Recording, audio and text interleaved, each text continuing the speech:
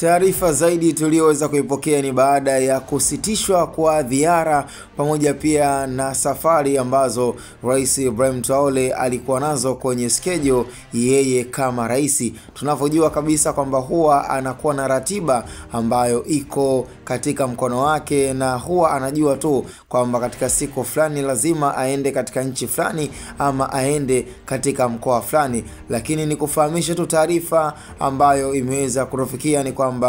Mwamba Ibrahim Traore, kapteni kutoka nchi ya Burkina Faso, amesitishiwa pia ziara zake zote, na kuhusiana pia na sehemu alizokuwa ameplan kama schedule ya rais basi zimesitishwa. Na ungependa kujiuliza na ungetaka kujua ni kwa nini nafikiri ratiba zake zote alizokuwa ameweza kuzipanga ameweza kuzahirisha. Yote ni kutokana kabisa kwamba kumekuwa na hisia kali kwa maadui wanaotaka kumtafuna na kutaka kumngoa katika kiti cha urais. Yani amekuwa na watu ambao hawaamini katika nchi yake ya Burkina Faso na nje ya Burkina Faso, licha kama kuna baadhi ya watu wanaamini kwamba labda pengine katika ule muungano wa Mali, Niger pamoja pia na Burkina Faso huenda ukao unaleta chachu kwa baadhi ya viongozi kuendelea kumchukia Mwamba Ibrahim Traore. Sasa ni swala ambalo kwa sasa ameweza kuleka kwenye uchunguzi zaidi, na ameweza kuomba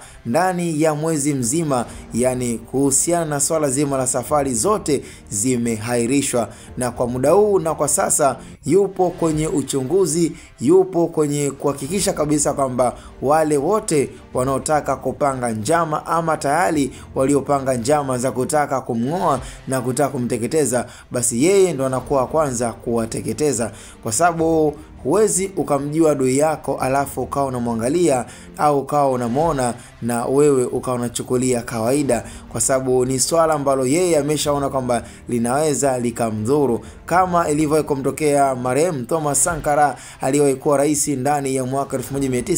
1983. Kwa hiyo huwezi kumuona na kumwacha adui yako akiwa bado anakutafuta. Kwa ni swala ambalo nafikiri huenda likawa liko sahihi kwa jeshi la polisi, lakini pia na jeshi la nchi ya Burkina Faso kuhusiana na kuhakikisha kabisa kwamba uchunguzi unafanyika kwa kina, na wale wote watakaoweza kubainika katika mwezi mmoja wa uchunguzi, basi nafikiri hapo itakuwa ni kuanza nao kuweza kuamaliza na kuwateketeza, ili mradi asipate nafasi ya kuweza kumngoa katika kiti cha urais Mwamba Kapteni Ibrahim Traore. Cha msingi nafikiri tukutane kwenye comment, lakini taarifa tulizonazo mpaka sasa hivi